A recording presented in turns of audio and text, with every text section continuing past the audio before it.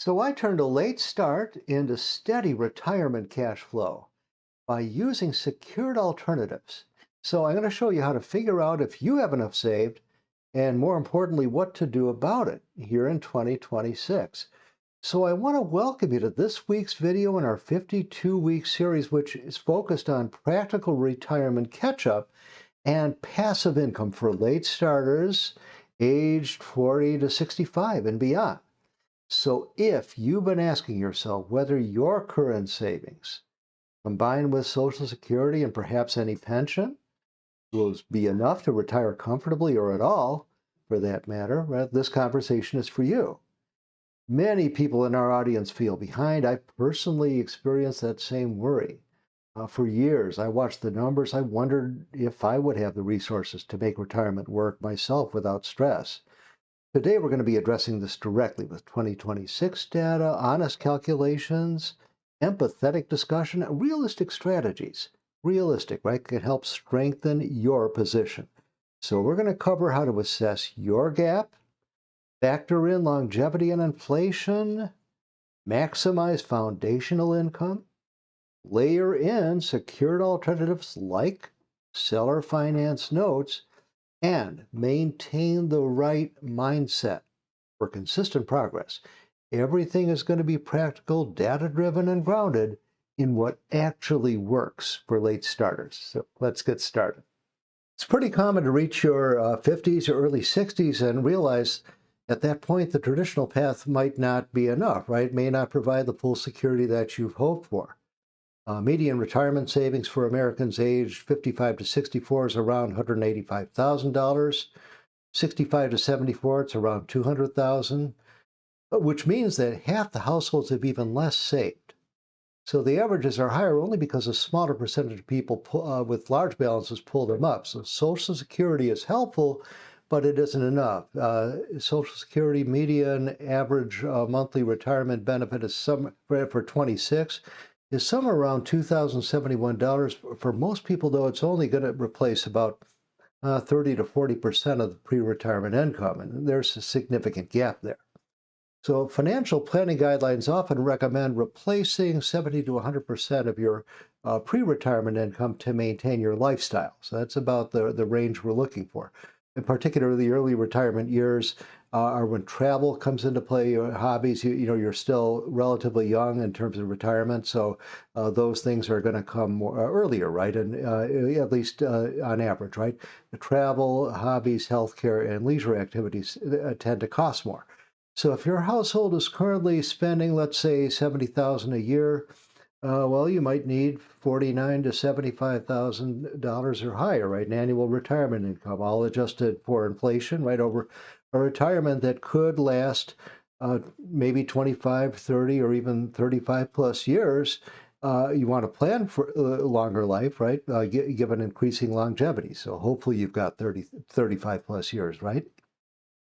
So you want to make allowances for that. So this is the math that causes concern for so many late starters, right? So now with intentional steps, you can bridge a lot of this gap or much of this gap without needing a perfect timing or massive windfalls.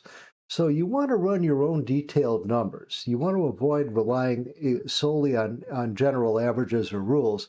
Instead, you want to use ideally time value of money calculator, work the real numbers. Now, if you like, I have a link to the calculator down below that I like to use, which is time value of money calculator. No, there are just a ton of them out there.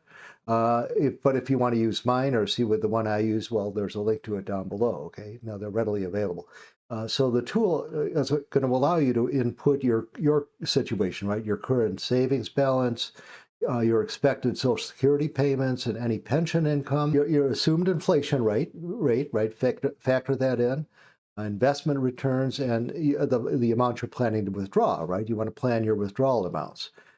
So it's then going to show you how long your money might last under different scenarios, right? So uh, I would say take the time to do this today if you can, right? Don't put this off. I mean, really work the numbers because it's going to remove guesswork and it's going to replace anxiety with more clarity, right? Clarity always, in my view or my experience, right, will always really help the anxiety level when you're seeing what the actual numbers are, right? You play with them and you look at your situation, right? So let me walk you through several realistic examples step by step, or so you can see how this works, okay? So I'm going to give you an example, right? Example, let's say number one. Okay, let's say you're 57 years old with $145,000 saved. I'm just going to throw these numbers out there as for example purposes, right? So you expect, let's say, roughly $2,000 a month from Social Security, and your target going to be maybe 60,000 total annual income in today's dollars. So after Social Security, you might need something like $36,000 per year from savings and from other sources. So if you use, say, a conservative 3.7 to 3.9% safe withdrawal rate, which some current analysis recommend over higher success probability, right, over long retirements, safer percentages, right, for withdrawals. So your current savings would sustainably support only about 5,365 to 5,655 or so per year. So there's a clear shortfall there, right, that needs addressing. So let me adjust the variables, okay, on the calc. All right, so if you delay claiming Social Security until age 70, like I did, your monthly benefit could increase quite a bit due to delayed credits, right? Retirement credits. So big difference, right? So by waiting until 70. So add maximum catch-up contributions to your IRA or 401k for the next several years. So reduce non-essential spending by, say, 8 to 12% if you can, and then introduce a new passive income stream, some kind of a new passive income stream. And when you rerun the numbers, the picture is going to change noticeably and it becomes more manageable. So let's take another example. Okay, you call this example number 2 in the calc. All right, so say you start with $95,000 saved at, say, age 55. Say target $55,000 annual income, Social Security 1850 monthly. Run it with, say, 2.5% inflation and 6% average return. So you're going to see the importance of additional layers. If you spend 25 minutes with this tool and try optimistic cases or try base cases, try conservative cases, play with the numbers, right? Optimistic, baseline, and conservative. Okay, so this exercise is pretty empowering because it's going to give you control over the variables, right, you can use for influence. So I'm going to share a brief personal reflection here. So when I first sat down and ran these kinds of calculations on my own, the initial gap felt larger than I had expected. So I had let retirement contributions slip, right, about focusing on business growth and family needs, like a lot of us do, probably. So that moment of honest assessment was uncomfortable but necessary. So at some point I came to that sort of realization. I'd been thinking about these things for quite some time, but actually one day for lack of a better term, I put a pencil to a paper and I really sat down and looked at the numbers. So it motivated me to explore additional strategies. So at some point, I tipped my chain and I decided to get really in earnest, formulating a better plan, honing my plan, right? So what I did is I looked at secured income alternatives, right, that I could add. So if you're feeling a similar discouragement right now, it's a very common starting point, and many people turn it around from here. Okay, so now, next key point I want to make is account for longevity, inflation, and current economic realities. Mentioned before, people are living longer, often times well into their 90s. We don't know how long we have. I hope that I do have that long. Hopefully I'll be in shape when I'm in my 90s. I try not to think too hard about that, but hey, nobody escapes, right? So you should plan for at least 25 to 35 years in retirement. Plan for it, of course, right? Plan on living longer. Inflation, even at moderate levels of, say, 2 to 3% annually, erodes purchasing power over time. Got to account for inflation, right? A $58,000 annual spending need today, just throw that out there, say 58,000, that could require more than $100,000 as nominal dollars after 20 years. So healthcare and housing costs, frequently, of course, they're going to go up, right? Healthcare, right? Good old healthcare. So in the 26 environment this year, right, with interest rates generally in 4.25 to 5% range for many conventional loans, or maybe 6%, even in some uptick in foreclosure activity now, year over year. So traditional portfolios are facing volatility. And so this environment makes secured, higher yielding alternatives particularly valuable, right, for balancing risk and generating predictable cash flow. So I want to make key point number 3. Okay, you want to fully optimize your foundational income sources like Social Security and pensions, right? Make sure you've got a good baseline there. Improve it as much as you can. Social Security is inflation adjusted. It provides lifetime income. So it makes Social Security one of the most reliable parts of any plan. Surely, yes. Strategies like spousal claiming or survivor benefits and delaying until age 70 can significantly increase your lifetime payouts. If you have a pension, review all your payout options, including cost of living adjustments, survivor provisions, right? Look at all those things. These sources form the bedrock, but for most late starters, they're not going to cover 100% of needs on their own. So this is why supplemental savings and income streams are critical. So let me get to key point number 4. My wife told me not to use that word. So here I find I'm doing it again, but nevertheless, I'll get better, folks. So accelerate with catch-up contributions and practical alternative assets like seller finance notes. So I think you want to take full advantage of higher contribution limits in IRAs and 401ks if you're 50 or older, for faster impact on cash flow, considering layering in secured alternatives like seller finance notes, which is an area of expertise of mine, right? It's one realistic option, right? There are other options. This is one realistic option because they're backed by real estate, what I really like, backed by real property. It can produce yields in the areas, in the range, I should say, of 8 to 12%.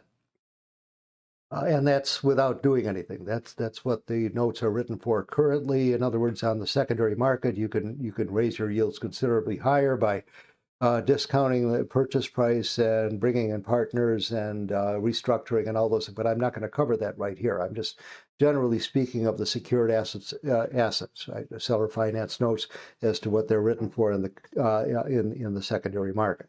So here's a realistic illustration based on current market trends. Okay, so consider a retiree who's holding a $98,000 balance. Let's say on a seller finance note, let's say it's written at 8% interest with, say, 13 years remaining. Okay, now they need liquidity for their own retirement expenses. See, this the note seller does, right? They need liquidity. This is why they're selling, right? So through brokering, what you do is you connect the note seller with an investor who purchases the note, or either the whole note or a partial interest. And the seller receives cash now, which is what they're looking for. They're looking to cash out, and the buyer gains a secured income stream.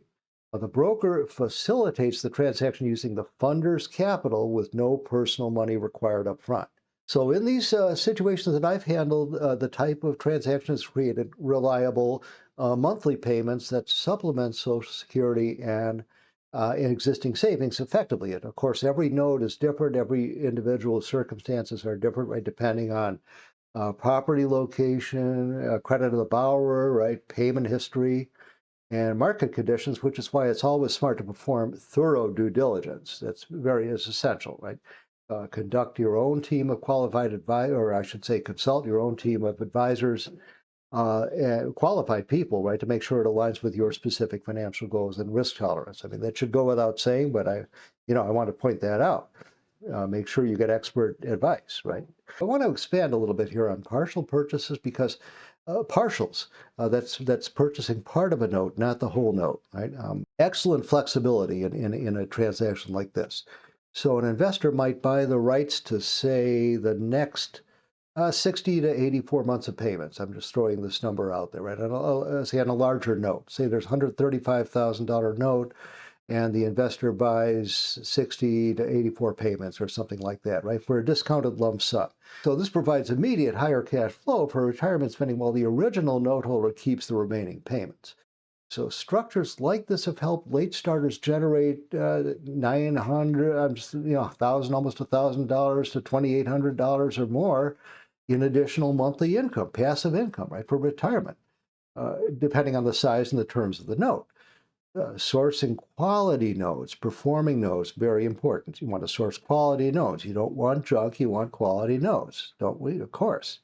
And through specialized sources, there's a link down below, by the way, to the source that I like to use and have used for a number of years, if you're interested. So this all makes the process more efficient and focused. So, okay, let me jump to another additional example, a generalized example. I'm checking more in generalities, but let's say a realtor, let's say, has carried back financing and he holds a note, a $72,000 note, let's say. So brokering a partial sale is going to give the realtor needed cash while the investor receives attractive returns, right? Risk-adjusted returns backed by the real estate. So another variation might involve an estate settlement that produces, let's say, I don't know, just $58,000 note or something that's brokered. It creates steady income for the buyer, liquidity for the sellers. Due diligence, very important. It requires your full attention. Due diligence, very, very key. First, you want to verify the property value. Make sure the property value provides a strong equity cushion, ideally 20 to 40% or more above the note balance. You want a good cushion in there, right? Secondly, review at least 12 to 24 months of payment history for consistency. I like to look at at least the last 12 months and ideally the last 24 months of payment.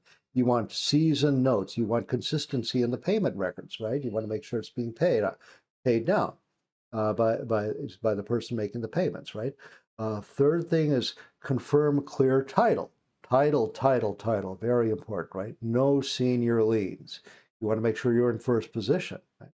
And a fourth thing would be model the cash flows and the internal rate of return.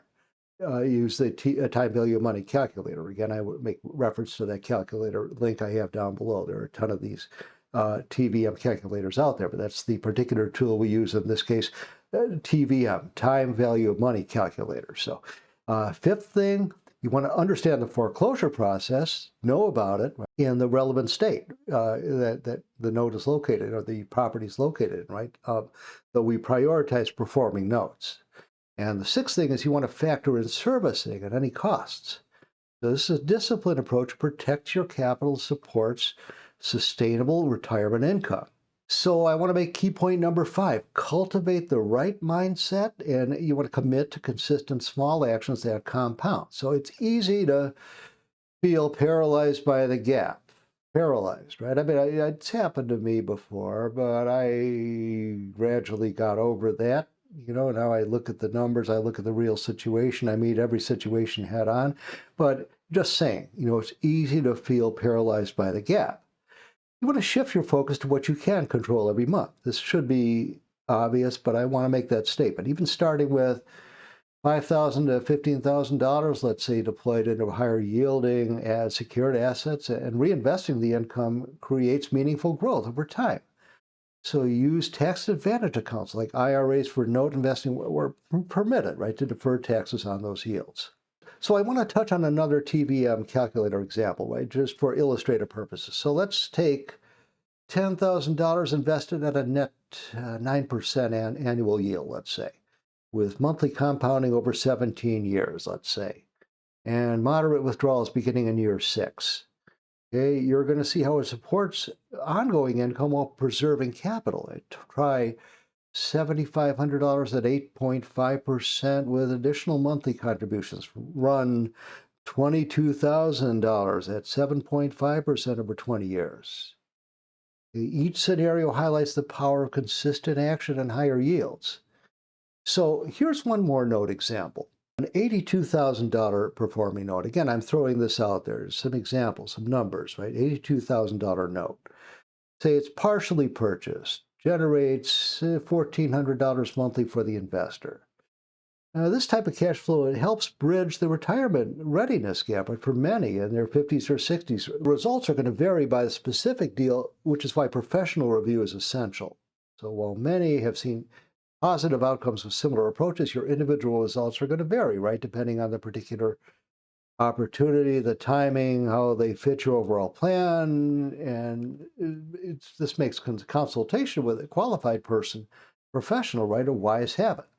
make that a habit, right? In the current landscape in 26, seller finance notes remain a very practical secret weapon, what I call sometimes a secret weapon for late starters, right? Because they solve real problems for sellers needing flexibility while at the same time offering buyers secured yields higher than many traditional options. Reflecting personally, the biggest lesson from my own journey was that the regret came really not from starting late, but from my periods of inaction. You call this paralysis of analysis, right? Or analysis, right? After seeing the numbers. So once I did, though, begin layering and note brokering and buying, so the passive income then helped accelerate the process, the progress. So even though I started late, hey, I caught up. So you can build similar momentum starting today. Starting is very important. Remember the journey of 1,000 miles? I don't know, I like that term, what have you, but it is true. Just begin. You know, your first step, if you're just starting something, take the first step. That's the logical thing, right? So, and you're going to get there. So to wrap up, so here's your complete checklist. Let me just run through the checklist. So 1, run multiple scenarios in the calculator this week. Just run your numbers. Run what ifs based on your own personal situation, your projected situations, your projected income. Run the numbers yourself. Get familiar with the TVM calculator. Okay, 2, pull up your latest Social Security statement. Take a look at it. Look and see what it looks like, what your projected income is going to be based on various scenarios, like when to apply for it. Yeah, right. 3, maximize all your catch-up contribution limits. This is, if you have an employer plan, maximize the catch-up contribution in there if you can, right? And especially if you're collecting Social Security at the same time, that's an ideal time, because now you have additional income coming in and shelter your taxes as well at the same time. So you have a real opportunity to catch up when you're older and you're collecting Social Security and you have income ideal at the same time, that you can shelter through delayed, or I should say, catch-up contributions, right? If not an employer plan, then a 401k or some such, right? So, or Roth IRA, right? So 5, number 5, learn more about the brokering program. There's a link down below there. If you look to start from ground zero, that's an excellent way to do it. So if zero capital entry appeals to you, okay, so. Number 6, sign up for updates on the upcoming Note Investing Formulas program. I'm very, very excited about that one coming up. It's a little ways down the road, but not too far.